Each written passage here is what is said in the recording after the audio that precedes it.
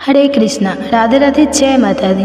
आप सभी पर माँ भगवती की कृपा सदा सर्वदा बना रहे। आज आप आषाढ़ मास के गुप्त नवरात्रि के दूसरे दिन सुनेंगे माँ तारा देवी की गर्भ कथा और उसके बाद श्रवण करेंगे तारा देवी व्रत की संपूर्ण कथा और पूजा विधि। इसलिए वीडियो को अंत तक बने रहिएगा और ध्यान से कथा को पूरा जरूर श्रवण कीजिएगा। तो आइए श्रवण करते हैं। समय की कोई सीमा नहीं थी, सृष्टि अपने प्रकाश रूप में थी जहाँ काल भी मौन था।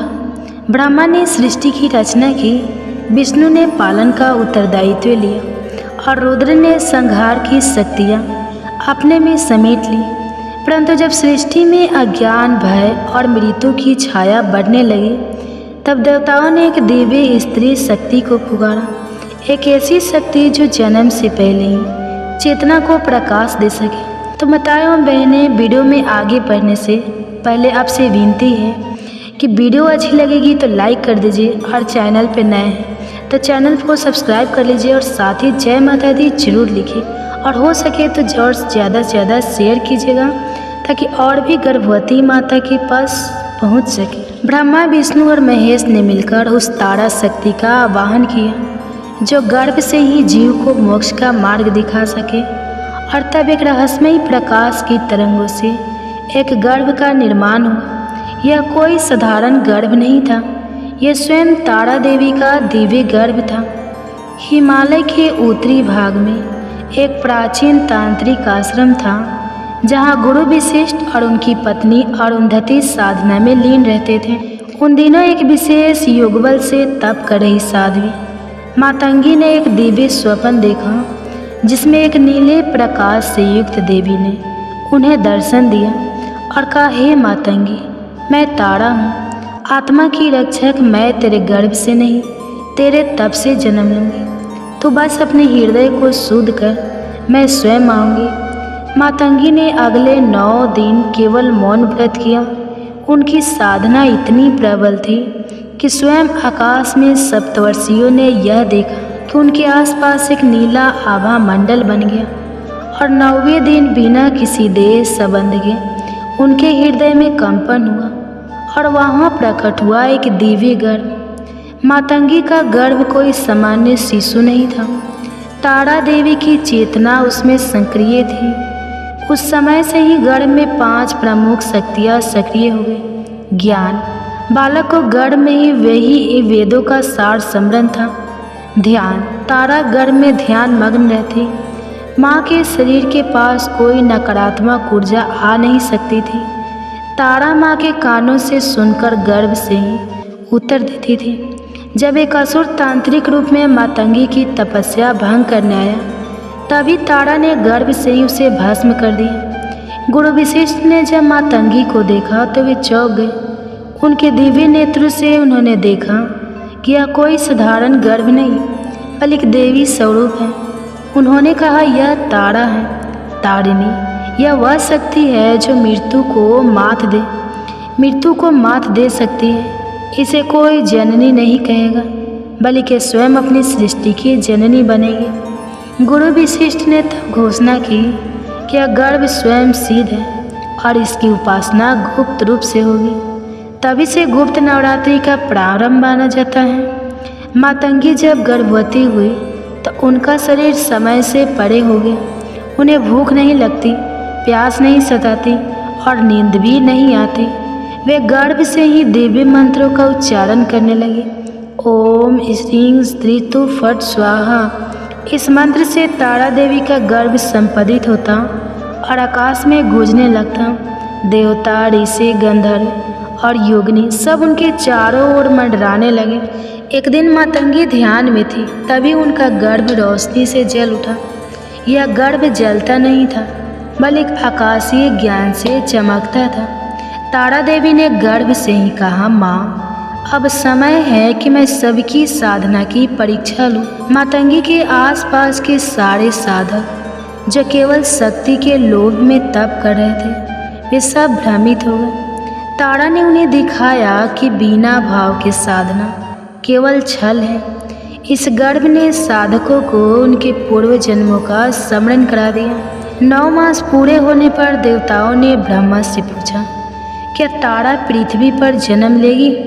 ब्रह्मा ने उत्तर दिया, वह जन्म नहीं लेगी, वह चेतना के रूप में प्रकट होगी। उनकी पूजा करने वाले भक्त उनके ध्यान से ही उनका दर्शन कर पाएंगे। और एक रात्रि जब गुप्त नवरात्रि का दूसरा दिन था, तारा का गर्भ दिव्य प्रकाश में विलीन हो गया। वहाँ कोई शिशु नहीं था, परंतु आकाशवाणी हुई, मैं तारा हूँ, निर्गुण निराकार, मैं किसी की संतान नहीं, मैं स्वयं ब्रह्मा विद्या हूँ। उस दिन से गुप्त तांत्रिक साधक तारा की उपासना करने लगे। उन्हें किसी मूर्ति की आवश्यकता नहीं थी, केवल नीले प्रकाश, नीलांबर और मंत्रों से तारा को पुकारा जाता है। ओम ह्रीं तारे तुतारे तुरे स्वाहा। गर्भ की चेतना उन भक्तों तक पहुँची जो सच्चे भाव से साधना करते थे। ऐसे कई साधकों को तारा ने स्वप्न में दर्शन दिए और दिव्य शक्तियाँ प्रदान की। कई युगों बाद जब महात्मा बुद्ध निर्वाण की और अग्रसर थे, उन्होंने भी ध्यान में लीले आभा मंडल को देखा। यह कोई और नहीं, तारा देवी ही थी। तारा ने उन्हें ज्ञान दिया कि कैसे करुणा और मौन में परम शक्ति है। बौद्ध तंत्र में तारा को श्वेत तारा और नीली तारा के रूप में पूजा गया। आज भी आषाढ़ मास की गुप्त नवरात्रि में दूसरे दिन तारा देवी की पूजा एकांत, मौन और ध्यान से की जाती है। तारा कोई मूर्त रूप नहीं है, वह आत्मा की चेतना है। जो गर्भ में सत्य, भक्ति और साधना धारण करे, वही तारा की कृपा पा सकता है। तारा देवी की यह गर्भ कथा हमें यह सिखाती है कि सच्चा जन्म शरीर से नहीं, चेतना से होता है। देवता भी गर्भ में चेतना की उपासना करते हैं। गुप्त नवरात्रि केवल अनुष्ठान नहीं, आत्मा की यात्रा है। माँ तारा देवी का गर्भ कथा केवल एक पौराणिक आख्यान नहीं, बल्कि वह दिव्य संदेश है जो यह सिखाती है कि गर्भ में भी मोक्ष की अनुभूति संभव है। यदि कोई साधक सच्चे भाव से मौन साधना करे तो वह तारा के प्रकाश से आलोकित हो सकता है।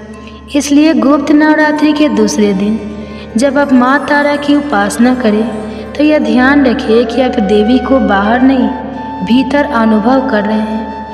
तो ये थी माँ तारा देवी के गर्भ की कथा, जिसे आषाढ़ गुप्त नवरात्रि के दूसरे दिन श्रवण किया जाता है और दूसरे दिन इनकी पूजा होती है। तो उम्मीद करते हैं कि कथा आपको बहुत ज़्यादा पसंद आई होगी, क्योंकि आप सच्चे दिल से श्रवण किए होंगे। तब कहा जाता है कि इस कथा की जो भी रसपान करता है उनका गोद, सुनी गोद भर जाता है, और जिनके गोद में, जिनके गर्भ में शिशु है, शिशु में भगवान के जैसे गुण आते हैं। तो ये थे गर्भ कथा। आपको कैसा लगा कमेंट्स में ज़रूर बताइएगा और जय माता दी ज़रूर लिखिएगा। और हो सके तो वीडियो के ज़्यादा से ज़्यादा शेयर कीजिएगा। और चैनल को अगर अभी तक सब्सक्राइब नहीं किए हैं तो प्लीज़ चैनल को सब्सक्राइब कर लीजिएगा और साथ ही बेल आइकन को ऑन कर लीजिएगा, ताकि तभी तो ऐसे ही गर्भ कथा के नोटिफिकेशन आप सबके पास सबसे पहले पहुँचेंगे। तो अब आइए श्रवण करते हैं तारा माता के पौराणिक गर्भ कथा। तो आप सभी भी भगवती की कृपा सदा बना रहे। जय माता दी आप सभी पर बनी रहे। गुप्त नवरात्रि के दूसरे दिन माँ तारा की पूजा करने का नियम है।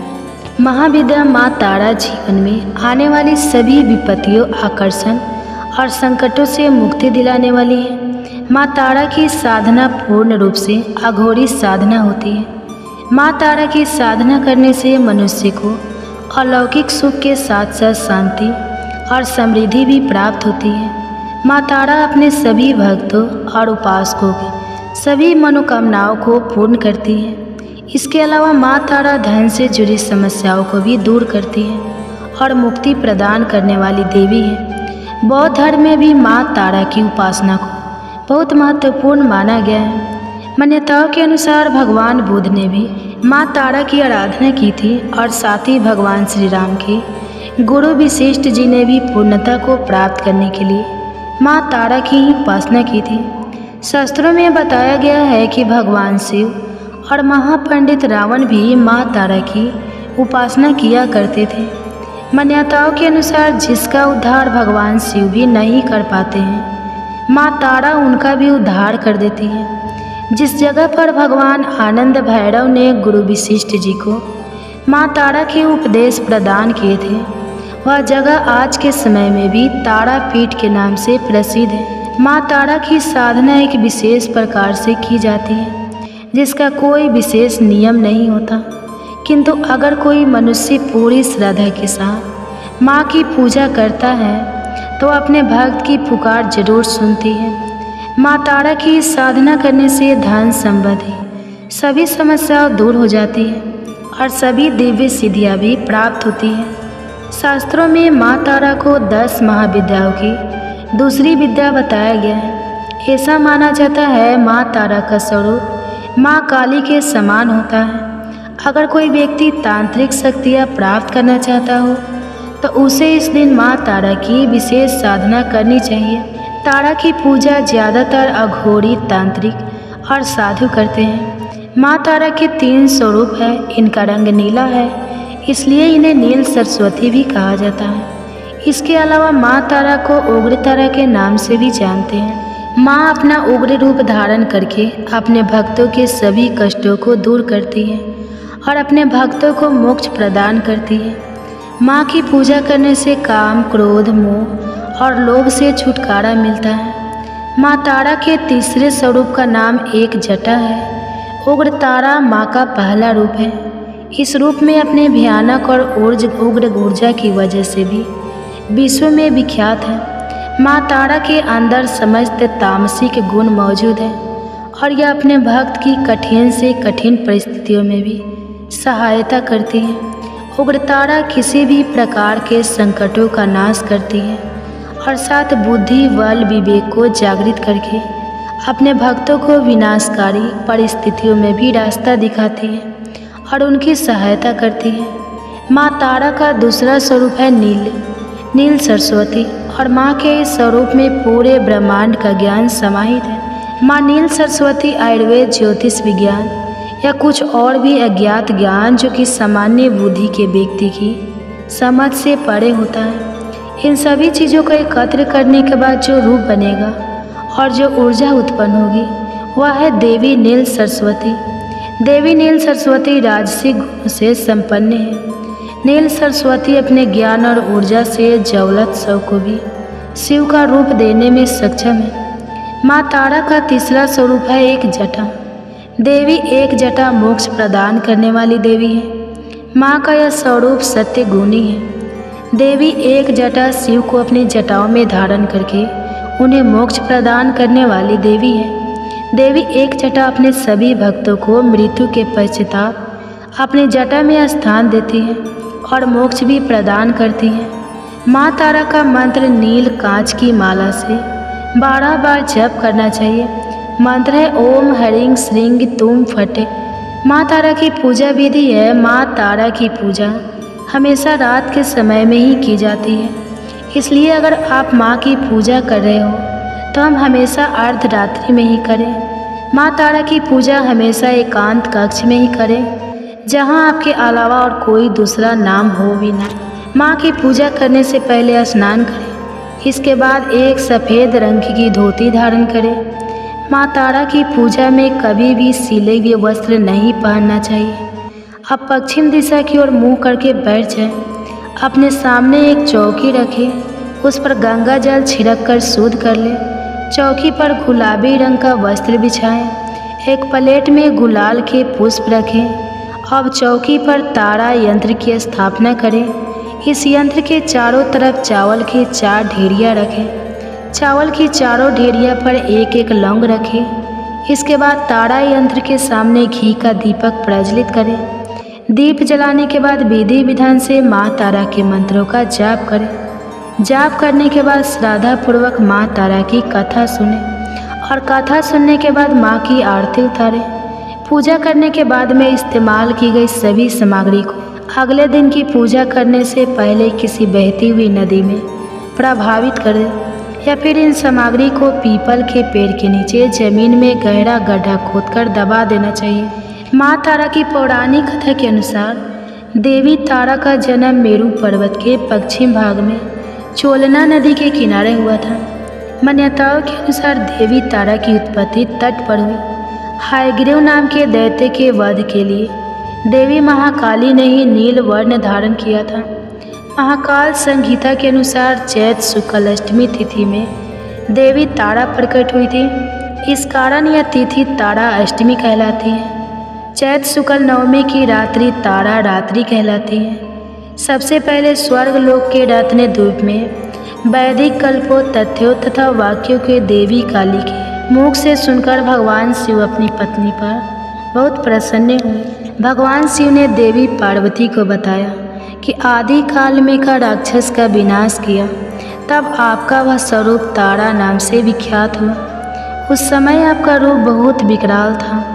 आपका यह रूप देखकर सभी देवता भयभीत हो गए थे। अपने इस विकराल रूप में आप नग्न अवस्था में थी, इसलिए आपकी लज्जा के लिए ब्रह्मा जी ने आपको व्याघ्र चर्म प्रदान किया। किस कारण से आप लंबोदरी नाम से विख्यात हुई थी। तारा रहस्य तंत्र के अनुसार भगवान राम केवल निमित्त मात्र ही थे। वास्तव में भगवान राम की विंध्यवत शक्ति देवी तारा ही थी, जिन्होंने लंकापति रावण का वध किया था। गुप्त नवरात्रि के दूसरे दिन माँ भगवती के दूसरे स्वरूप यानी माँ ब्रह्मचारिणी की भी पूजा की जाती है। तो अब जानिए माँ ब्रह्मचारिणी की कथा और पूजा विधि के बारे में। माँ ब्रह्मचारिणी का अर्थ होता है तप का आचरण करने वाली देवी। ब्रह्मचारिणी की पूजा करने वाले भक्त को अपने हर काम में सफलता प्राप्त होती है, वह हार और विजय होता है। माँ ने अपने इस स्वरूप में सफ़ेद वस्त्र धारण किए हुए हैं। माँ की दो भुजाओं में से दाहिनी भुजा में जप माला और बाई भुजा में कमंडल है। इनकी पूजा करने के से भक्त के अंदर जप और तप की शक्ति बढ़ती है। माँ ब्रह्मचारिणी अपने भक्तों को संदेश देती है कि परिश्रम से ही सफलता प्राप्त की जा सकती है। भगवान शिव को पति रूप में प्राप्त करने के लिए माँ ब्रह्मचारिणी ने अत्यंत कठिन तप किया था। शिव पुराण में वर्णन मिलता है कि श्री ब्रह्मा जी के आदेशानुसार भगवान शंकर जी को पति रूप में प्राप्त करने के लिए देवी पार्वती ने कठिन तप किया था। ब्रह्मा जी के आदेश के बाद महर्षि नारद जी ने देवी पार्वती को पंचाक्षर मंत्र यानी नमः शिवाय की दीक्षा दी। दीक्षा लेकर देवी पार्वती अपनी सखियों के साथ तपोवन में जाकर कठिन तपस्या में लीन रहने लगी। उनकी कठिन तपस्या का वर्णन शिव पुराण में मिलता है। माता पिता की आज्ञा लेकर देवी पार्वती ने सबसे पहले राजसी वस्त्रों का अलंकारों का त्याग किया। उनकी जगह पर उन्होंने मूंज की मेखला धारण कर ली, वल्कल वस्त्र धारण कर लिए, हार को गले से निकालकर मृग चर्म धारण किया और फिर गंगा अवतरण नामक पावन क्षेत्र में सुंदर वेदी बनाकर वे तपस्या में बैठ गए। अपने मन और सभी इंद्रियों का निग्रह कर सभी इंद्रियों को अपने वश में कर देवी पार्वती ग्रीष्म काल में अपने चारों ओर अग्नि जलाकर बीच में बैठ गई और ऊपर से सूर्य के प्रचंड ताप को सहन करती हुई वे अपने तन को तपा रही। वर्षा ऋतु में वे खुले आकाश के नीले शिलाखंड पर बैठकर दिन रात जल की धारा से अपने शरीर को सींचती रही। भयंकर शीत ऋतु में जल के बीचों बीच रात दिन बैठकर उन्होंने कठिन तप किया। इस प्रकार निराहार रहकर देवी पार्वती ने पंचरक्षर मंत्र का जप करते हुए सकल मनोरथ पूर्ण करने वाले भगवान सदाशिव के ध्यान में अपने मन को रमा दिया। अपनी पुत्री को विवाह लायक देखकर माता मैना और पिता हिमालय को अपनी पुत्री के विवाह की चिंता हुई। इतने में महर्षि नारद राजमहल में पहुंच गए। अपने महल में महर्षि को विराजमान देखकर राजा और रानी ने अपनी पुत्री के भविष्य के विषय में उनसे पूछा। त्रिकालज्ञ स्वर्ग तुम गति स्वत्र। नारद जी ने देवी पार्वती का हाथ देकर भविष्यवाणी की। सब लक्षण संपन्न कुमारी हुई। ये कहने लगे, किंतु नारद जी ने पहले पार्वती से गुणों का बखान किया। नारद जी चतुर और मनोवैज्ञानिक वक्ता हैं। वे सबके मन की बातें पढ़ लेते हैं, इसलिए देवी पार्वती के माता पिता से वे उनके दिव्य गुणों की चर्चा करते हैं। सद्गुणों की एक लंबी सूची नारद जी ने उनके सामने प्रस्तुत की। लेकिन जब देवी पार्वती ने पिता से पूछा कि हे देवर्ष, मेरी पुत्री में अगर कोई दोष हो तो वह भी बतला दीजिए, तब देवर्षि नारद बोले, पार्वती पुत्री तो सर्वगुण संपन्न है, किंतु इनका पति जटा जूटधारी दिगंबर और अमंगल वेश वाला होगा। नारद जी के मुंह से यह बात सुनकर देवी पार्वती के माता पिता तो बहुत उदास हो गए। किंतु देवी पार्वती को मन ही मन बड़ी प्रसन्नता हुई। जो विवाह शंकर सन कहने लगे मैंने किया, वे सभी शंकर जी बहुत समझाए, माता पिता को बहुत समझाया कि जिन दोषों का वर्णन मैंने किया है वे सभी शंकर जी में हैं, और अगर पार्वती जी का विवाह भगवान शंकर से कर दिया गया तो यह दोष भी गुण में बदल जाएंगे। नारद जी ने माता पिता से यह कह किया कि शिव जी को छोड़कर संसार में आपकी पुत्री के लिए कोई दूसरा वर है ही नहीं। किंतु आशुतोष होने पर भी शंकर जी दूरा आराध्य हैं, यानी कि शिव जी कठोर उपासना से प्रसन्न होते हैं। उनको प्राप्त करने का एक ही उपाय है कि पार्वती जी वन में जाकर कठिन तपस्या में लीन हो जाए। तब देवर्षि नारद की प्रेरणा से अपने माता पिता की आज्ञा लेकर देवी पार्वती हिमालय के गहन वन में तपस्या करने के लिए चली गई। पार्वती जी के तप में हद से अधिक भगवान शिव को प्राप्त करने का अनुराग है, इसलिए शिव जी के चरणों का ध्यान करते हुए उन्होंने सभी प्रकार के सुखों का त्याग कर दिया। भगवान शंकर के चरण कमलों में नित्य नूतन अनुराग होने के कारण अब तो उन्हें अपने शरीर की भी सुध नहीं रही। उन्होंने तन और मन से पूरी तरह अपने आप को तपस्या में लीन कर लिया। 1000 वर्ष तक मूल और फल का और 100 वर्ष तक उन्होंने केवल शाक का आहार की। कुछ दिन तक उन्होंने केवल पानी और हवा का सेवन किया और कुछ दिन के बाद इन्हें भी त्याग कर कठिन उपवास किया। फिर उन्होंने वृक्ष से गिरी हुई बेल की सूखी पत्तियां खाकर 3000 वर्ष बिताए। जब देवी पार्वती ने सूखी पत्तियां भी खाना बंद कर दिया तब उनका नाम पड़ गया आर्फना देव। तभी देवी पार्वती की इस कठिन तपस्या को देखकर आकाशवाणी हुई कि हे देवी, तुम्हारे मनोरथ पूर्ण हो गए, अब तुम हाथ और तप छोड़कर अपने घर चले जाओ। भगवान शंकर तुमसे मिलने जल्दी आएंगे।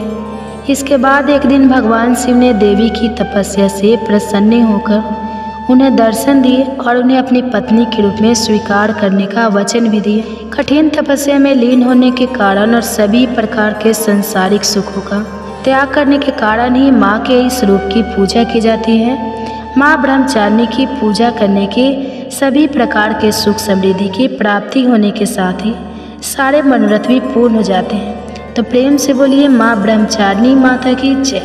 ये गर्भ कथा, क्या आप जानते हैं कि गर्भावस्था में अगर पूरी भागवत ना भी सुन पाए तो माता अन्नपूर्णा के गर्भ की कथा सुनने से गर्भ में पल रहा शिशु दीर्घायु और स्वस्थ होता है, इस दुनिया में सदा सद्गुण से संपन्न उत्पन्न होता है। तो आइए इस रहस्यमयी कथा की रसपान करते हैं। अगर वीडियो अच्छी लगेगी तो लाइक कीजिएगा और चैनल पर नए हैं तो चैनल को सब्सक्राइब कर लीजिएगा और कमेंट्स में जय माता दी जरूर से ज़रूर लिखिएगा और हो सके तो ज़्यादा से ज़्यादा शेयर कीजिएगा। तो आइए इस कथा की रसपान करते हैं। इसके लिए गर्भवती माता एक शांत अवस्था में बैठ जाए जहाँ बहुत ज़्यादा डिस्टर्ब ना हो और कोमलता से अपने दोनों हाथ गर्भ पे रख ले और अपने बच्चे को धीरे से बुलाए, आओ आओ मेरे बच्चे, आज मैं तुम्हें इसी गर्भ कथा की रसपान करा रही हूँ जिसे सुनने मात्र से तुम सद्य गुण संपन्न रहोगे। आओ इस कथा की रसपान करते हैं। सृष्टि की उत्पत्ति के समय जब ब्रह्मा ने जगत की रचना की तब भगवान विष्णु ने संसार की रक्षा का दायित्व लिया और भगवान शिव ने उसका संहार का कार्य संभाला। परंतु जब जगत में संतुलन बिगड़ने लगा और जीव मात्र भोजन के अभाव में त्राही त्राही करने लगे तब ब्रह्मा विष्णु और महेश चिंतित हो उठे। त्रिलोक में अन्न का अभाव न केवल भौतिक भूख का संकट बना अपितु धर्म कर्म और साधना भी साबित होने लगे। ऐसे समय में माता पार्वती ने भगवान शिव से प्रश्न किया, प्राणनाथ, यह संसार बिना अन्न के कैसे जीवित रहेगा? क्या यह संहार का समय आ गया है? शिव बोले, हे देवी, अन्न की उत्पत्ति ब्रह्मा द्वारा की गई है, परंतु यदि जीवों के कर्म दूषित हो तो अन्न भी रूठ जाता है। अब समय है कि तुम स्वयं अन्न रूपा बनकर इस संसार को पोषण दो। माता मुस्कुराई और कैलाश से प्रस्थान कर गई, तप में लीन हो गई और तभी प्रारंभ होती है माता अन्नपूर्णा की गर्भ कथा। तो प्लीज़ आपसे रिक्वेस्ट है कि वीडियो में आगे बढ़ने से पहले आप वीडियो को लाइक कीजिए और चैनल पर नए हैं तो सब्सक्राइब कर लीजिए और जय माता दी की जयकारा लगा के ही जाइए। और वीडियो को पूरा ध्यान से ज़रूर सुनिएगा, आधा अधूरा नहीं काटिएगा, क्योंकि आधा अधूरा ज्ञान हमेशा घातक होता है। तो वीडियो को पूरा अंत तक ज़रूर सुनिएगा। अच्छी कथा है, गर्भ में शिशु आनंदित होगा। काशी नगरी में महादेव एक दिन ध्यानस्थ थे, तभी उन्हें भविष्य की छाया दिखाई दी। संपूर्ण विश्व में अन्न संकट उत्पन्न होगा, जल सूख जाएंगे, धान्य नष्ट होंगे और लोग एक दूसरे का अन्न छीनने को विवश होंगे। भगवान शिव ने एक ब्रह्मांडीय यज्ञ का संकल्प लिया, जिसके लिए उन्हें देवी शक्ति के अनुरूप अवतार की आवश्यकता थी। उसी समय ब्रह्मलोक में ब्रह्मा जी को स्वप्न में दिव्य प्रकाश दिखाई दिया। आकाशवाणी हुई, हे ब्रह्मा, अन्न की देवी का अवतार होने वाला है। वह शक्ति रूपा गर्भ में आकर काशी में प्रकट होगी और धरती पर अन्न की वर्षा करेगी। ब्रह्मा जी ने यह सूचना भगवान विष्णु और भगवान शिव को दी। त्रिदेवों ने देवी को उसके स्वागत हेतु यज्ञ प्रारंभ किया और ब्रह्मांडनीय गर्भ मंत्र से देवी को आमंत्रित किया। सृष्टि के संतुलन हेतु माता पार्वती ने शक्ति स्वरूपा अनुरूपा अन्नपूर्णा का रूप धारण करने का संकल्प लिया। उन्होंने स्वयं को तपस्या में लीन कर लिया और अग्नि से गर्भ प्राप्त किया। यह गर्भ कोई साधारण नहीं था, यह ज्ञान, करुणा और अन्य के दिव्य तत्वों से युक्त था। उनकी तपस्या से ब्रह्मांड की ऊर्जा जागृत उठी। आठों दिशाओं में सुगंध फैल गई।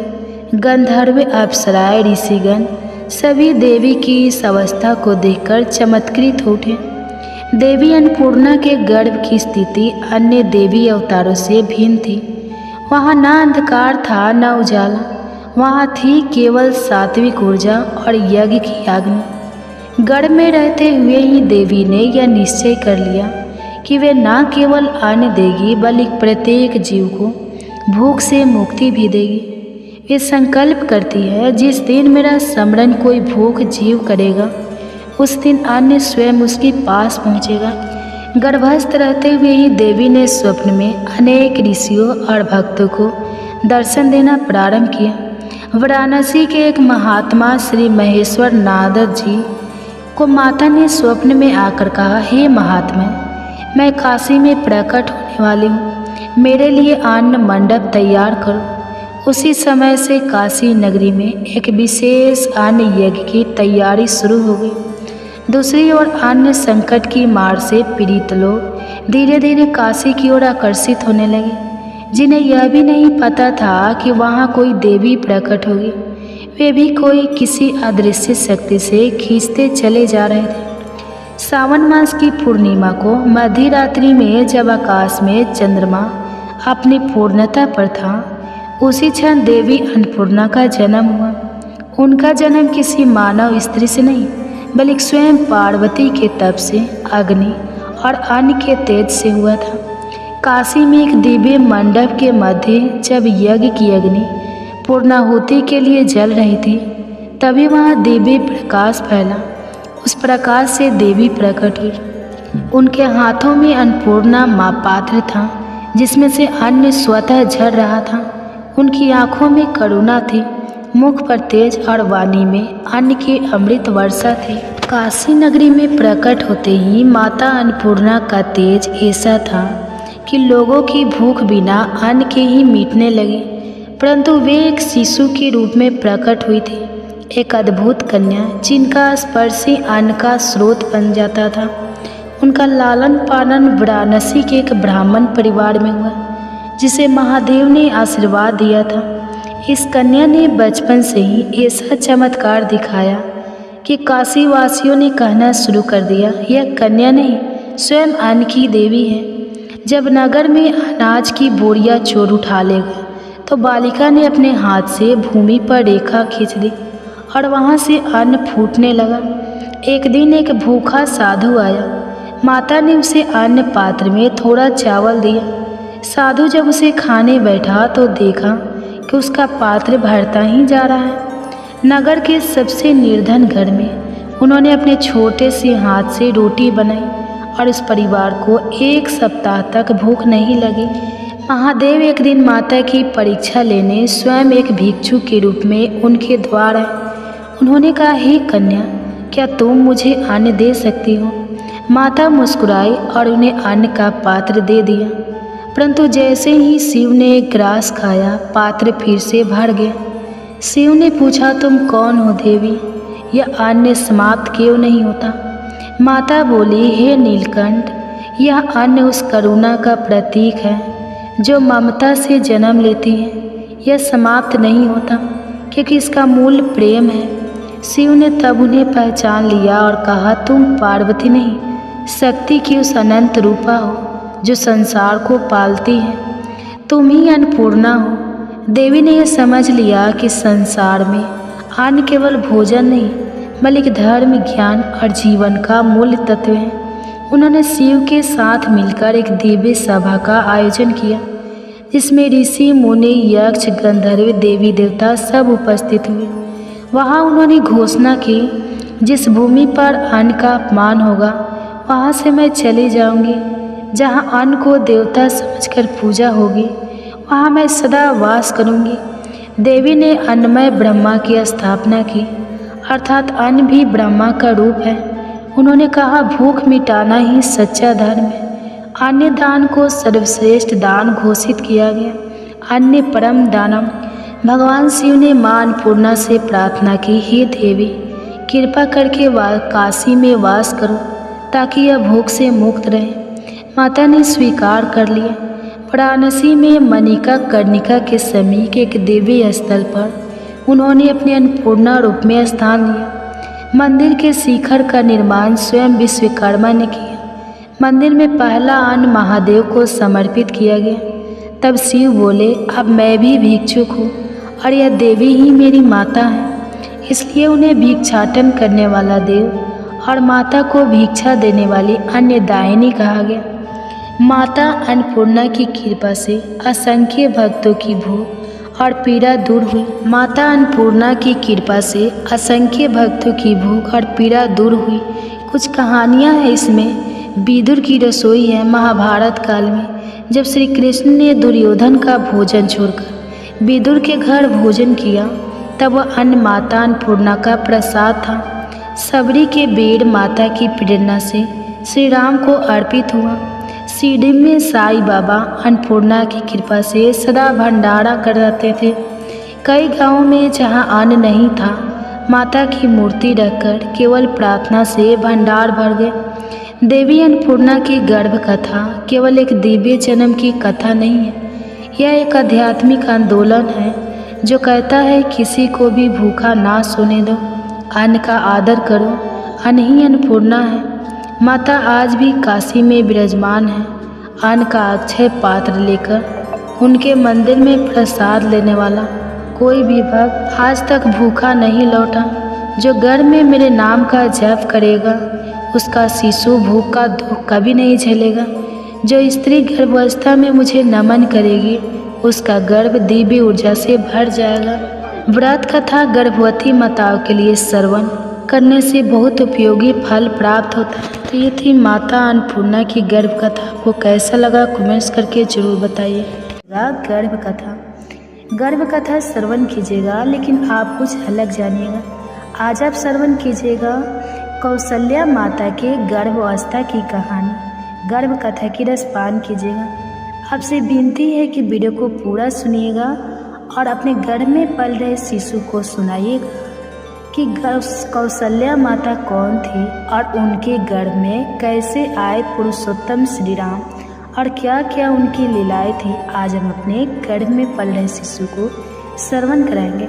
कहा जाता है कि इस कथा की रसपान करने से जिन माताएं की गोद अभी तक नहीं भरी है उनकी गोद जल्दी ही भर जाती है, और जिन माताएं की गोद में शिशु पल रहे हैं उनके शिशु में भगवान के जैसे श्री राम पुरुषोत्तम के जैसे गुण आते हैं। तो आइए सभी माताएं मिलकर इस कथा की रसपान करते हैं। कौशल्या माता की गर्भ कथा, कैसे उन्हें अपने गर्भ में एक पुरुषोत्तम राम स्वयं नारायण को स्थापित किया। आप सभी से विनती है कि इस वीडियो को पूरा सुनिएगा, काट काट कर नहीं देखिएगा, क्योंकि आधा अधूरा ज्ञान हमेशा घातक होता है। वीडियो अच्छी है, गर्भ में पल रहा शिशु श्रवण करके आनंदित फील करेगा, इसलिए वीडियो को पूरा देखिएगा। और हाँ, कमेंट्स में राधे राधे जय श्री राम लिखना मत भूलिएगा, क्योंकि लिखिएगा तभी तो आपको आशीर्वाद मिलेगा। तो आइए श्रवण करते हैं कौशल्या माता के गर्भ की कथा। अयोध्या नगरी सरयू के पवित्र तट पर बसी सत्य और धर्म की आधारशिला थी। महाराज दशरथ रघुकुल के तेजस्वी और धर्मनिष्ठ राजा अपनी तीनों रानियों कौशल्या, केकई और सुमित्रा के साथ राजगद्दी पर विराजमान थे। लेकिन एक दुख था जो सभी को भीतर से तोड़ता जा रहा था, संतान सुख का अभाव। राजमहल के प्रांगण में बारंबार होने वाले यज्ञ, व्रत और तांत्रिक विद्वानों से कोई सफलता नहीं मिली। महाराज दशरथ और महारानी कौशल्या दोनों ही व्याकुल थे। कौशल्या ने वर्षों तक व्रत, उपवास, नदी स्नान और मंदिरों में आराधना की। उनका मन प्रभु श्रीहरि में लीन रहने लगा। वह निरंतर माता अंजनी, देवी अनुसुईया और पार्वती की तरह दिव्य मर्तित्व की भावना से भरने लगी। एक दिन कौशल्या ने सरयू के तट पर तपस्विनी देवी शांता से मुलाकात की। शांता ने उन्हें बताया, हे देवी, तुम्हारा गर्भ कोई सामान्य गर्भ नहीं होगा। जब समय आएगा स्वयं नारायण तुम्हारे गर्भ से प्रकट होंगे। माताएं एवं बहनें, वीडियो में आगे बढ़ने से पहले आपसे विनती है, हाथ जोड़कर विनती है कि आप सब अगर अभी तक मेरे चैनल को सब्सक्राइब नहीं किए हैं तो प्लीज़ जल्दी से सब्सक्राइब कर लीजिए। और हाँ, कमेंट्स में राधे राधे जरूर लिखिए। तो चलिए आगे बढ़ते हैं। महाराज दशरथ ने ऋषि विशिष्ट की आज्ञा से ऋषि श्रृंग को आमंत्रित किया और एक भव्य यज्ञ की योजना बनाई। यज्ञ के दौरान देवताओं को आवाहन किया गया और यज्ञ की अग्नि से दिव्य खीर प्रकट हुई। वह खीर तीनों रानियों को वितरित की गई। सबसे अधिक भाग कौशल्या को मिला। सपनों में गर्भधारण के प्रथम दिन से ही कौशल्या को असाधारण अनुभव होने लगा। सपनों में स्वयं भगवान विष्णु का दर्शन आता, शरीर से हल्का तेज निकलता, मन में शांति और करुणा का संचार होता। अयोध्या में चारों ओर शुभ संकेत दिखाई देने लगे। पशु पक्षी शांत हो गए, फूलों की वर्षा होने लगी। कौशल्या का गर्भ दिव्य तेज से युक्त हो गया। वे अब शारीरिक रूप से भी परिवर्तित हो रहे थे। इस दौरान ऋषि मुनि आशीर्वाद देने आने लगे। अयोध्यावासी पूजा और मंगल गान करने लगे। स्वप्न में सुदर्शन चक्र और शंख की ध्वनि कौशल्या को सुनाई दी थी। वह अब केवल रानी नहीं, माता बनने की अवस्था में थी। गर्भ के साथ भावनाएं और संवेदनशीलताएं भी जुड़ गई थी। अब कौशल्या का मन केवल भगवान में नहीं, भविष्य के शिशु के विचार में भी लगा रहने लगा।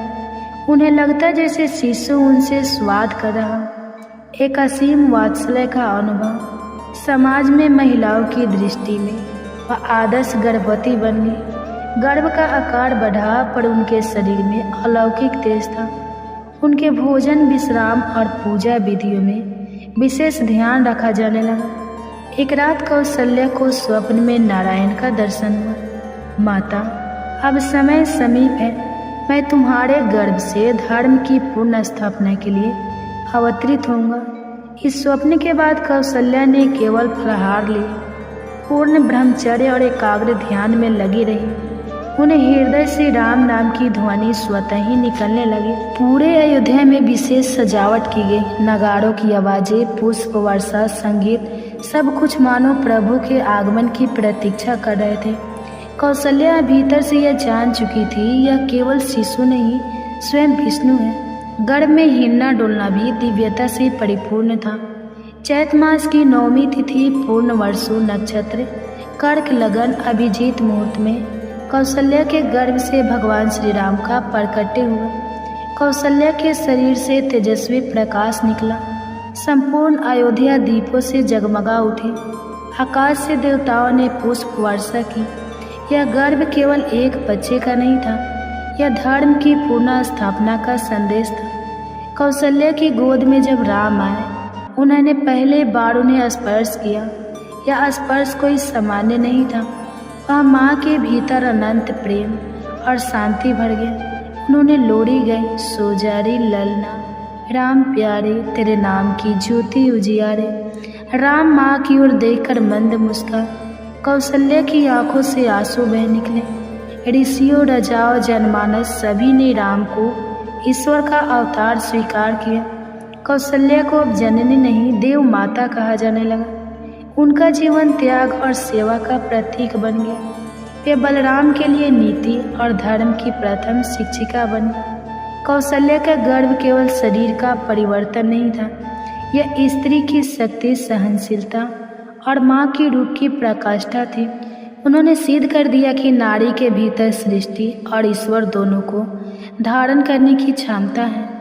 कौशल्या की गर्भ कथा केवल श्री राम की उत्पत्ति नहीं, अपितु स्त्री के भीतर छिपे मर्तित्व के महासागर की कथा है। उनकी कथा हमें बताती है गर्भ एक यज्ञ है, माँ एक सृजन करता है। स्त्री जब ईश्वर को जन्म देती है तो स्वयं देवी बन जाती है। माताएं बहनें, ये थे कौशल्या माता के गर्भ कथा की कहानी। वीडियो कैसी लगी कमेंट्स में राधे राधे जय श्री राम जरूर लिखिए, क्योंकि बताइए। और अभी तक चैनल को सब्सक्राइब नहीं किया है तो प्लीज़ चैनल को सब्सक्राइब कर लीजिए और साथ में बेल आइकन को ऑन कर लीजिए, तभी तो ऐसे कथा की नोटिफिकेशन आप सभी के पास सबसे पहले पहुंचेंगे। और हो सके तो और भी माताएं बहनें के साथ जो गर्भ धारण की हुई है शेयर कीजिए। तब साथ ही सुनिए श्री राम की बाल लीला क्या थी। चैत मास शुक्ल पक्ष की नवमी तिथि को पूर्णवर्षु नक्षत्र में महारानी कौशल्या के गर्भ से भगवान विष्णु ने राम के रूप में अवतार लिया। जन्म होते ही कौशल्या ने शिशु को अपनी गोद में उठाया। उनकी आंखों से अश्रुधारा बह निकली। अयोध्या नगरी में मंगल घोष होने लगा। देवताओं ने पुष्प वर्षा की। राम के शरीर से निकली दिव्य आभा को देखकर सभी मंत्र मुग्ध रह गए। श्री राम की शैशव लीलाएं भी अपूर्व थी। पहली हंसी, जब कौशल्या ने राम को पहली बार हंसते हुए देखा तो ऐसा प्रतीत हुआ जैसे आकाश में इंद्रधनुष खिल उठा। बालक राम की मुस्कान में जैसे संपूर्ण ब्रह्मांड समाया हुआ था।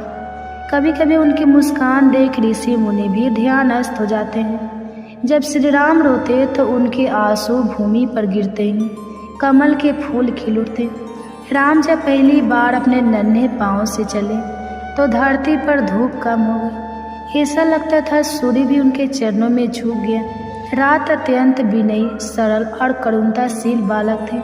छोटे भाइयों ने स्नेहपूर्वक व्यवहार, दास दासियों के साथ समानता के व्यवहार, अयोध्या के नागरिकों को देखकर उन्हें माता पिता का भाव देना। वह छोटे छोटे पशु पक्षियों से भी प्रेम करते थे।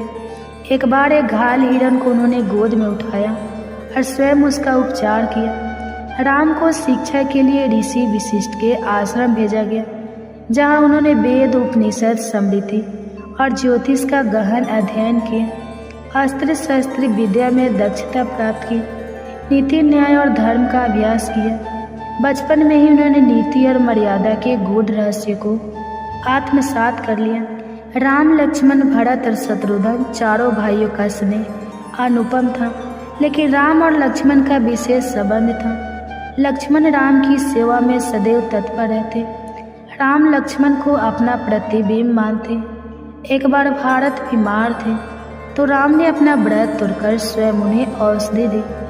गौ सेवा, बालक राम हर सुबह गौशाला जाते, गायों को सहलाते, उन्हें चारा देते। गाय उन्हें पहचान कर प्रेम पूर्वक रभाने लगती। एक वृद्ध साधु को एक बार खाने को नहीं मिला। बालक राम ने अपना भोजन उन्हें दिया और स्वयं उपवास रखा। उन्होंने एक बार क्षुद्र बच्चे को गले लगाया, जिससे समाज में क्रांति सी आ गई। राम ने कहा, धर्म हृदय से होता है, जन्म से नहीं। श्री राम बचपन में कई प्रकार के खेल खेलते।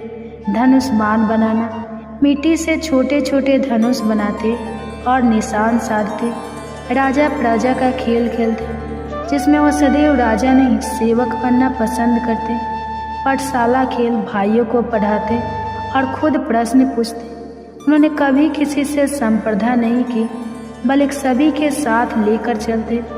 बाल्यकाल में ही श्री राम ध्यान अस्त हो जाते। नित्य प्रायः सरयू स्नान पर ध्यान में ब्रह्मा विष्णु महेश के रूपों का अनुभव होता। ओम का उच्चारण करते हुए त्रिकाल संध्या। एक बार वशिष्ठ ने देखा राम एक कमल पुष्प को देखते देखते समाधि अस्त हो गए थे। राम तीनों माताओं कौसल्या, केकई और सुमित्रा को सम्मान भाव से पूछते। वे हर दिन उनके चरण स्पर्श कर आशीर्वाद लेते। कभी अपनी माँ के लिए पुष्प मालाएं बनाते। जब किसी माता की तबीयत बिगड़ती तो स्वयं औषधि बनाते। राम कहते थे, माँ केवल जननी नहीं, साक्षात देवी है। एक बार नगर में वर्षा न होने के कारण अकाल पड़ गया। सभी मंत्रियों की सभा हो रही थी।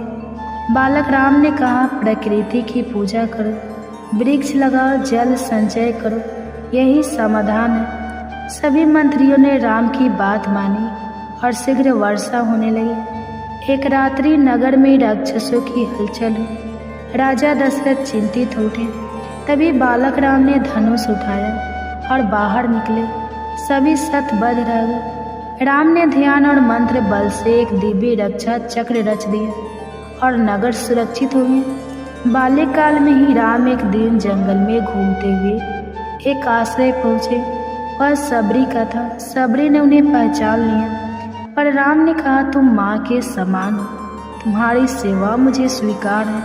उन्होंने वही भोजन किया और आशीर्वाद लिया। राम का शरीर युवा हो रहा था, पर मन अब भी सरल और बालक समान था। दशरथ ने उन्हें विशेष उत्तरदायित्व सौंपना शुरू किया। राम ने न्याय, शौर्य, दया और धर्म का अद्भुत संतुलन दिखाया।